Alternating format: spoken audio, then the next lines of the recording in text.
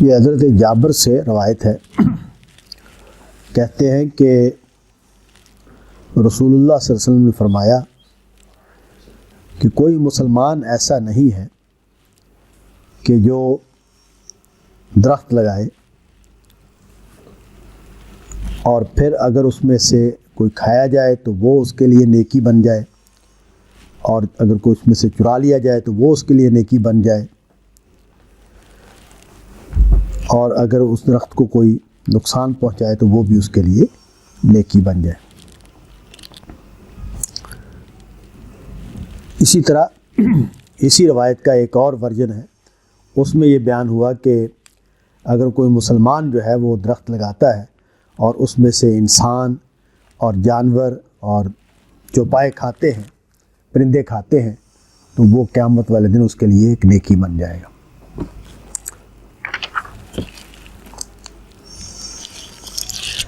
ہمارے دین میں نبی صلی اللہ علیہ وسلم کی جو بیانات ہیں ان سے یہ ایک نقطہ سامنے آتا ہے، وہ یہ کہ نیکی، مسلمان کی نیکی،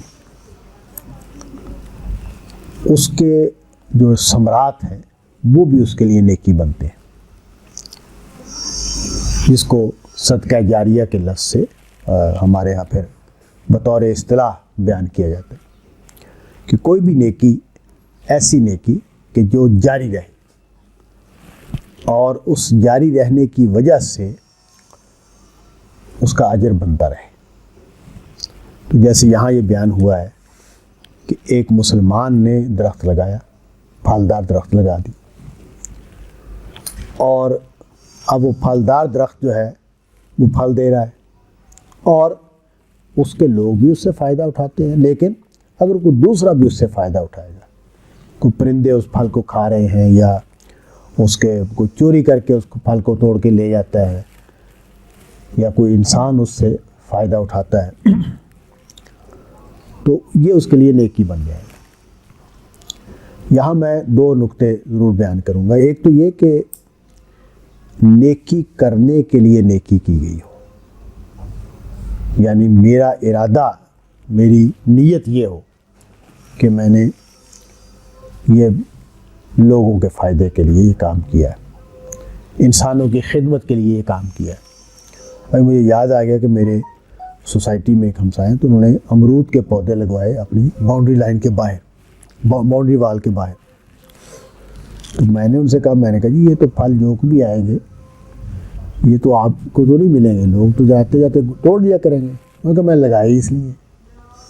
کہ یہاں جو کام کرنے والا طبقہ آتا ہے، غریب غربا آتے ہیں، تو چلو ان کو وہ کھانے کی چیز مل جائے گی۔ اب یہ وہ چیز ہے کہ جس پر یہ اپلائی ہو گئی کہ بھی اس بندے نے نیت ہی یہ کی ہے کہ آتے جاتے مسافر غریب لوگ اس سے فائدہ اٹھائیں، تو وہ یعنی میرا مقصد یہ ہے کہ میں لوگوں کی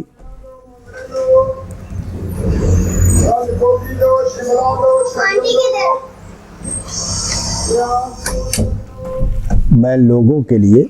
مفید کام کر رہا ہوں، اور اس کا نتیجہ یعنی وہی بات ہے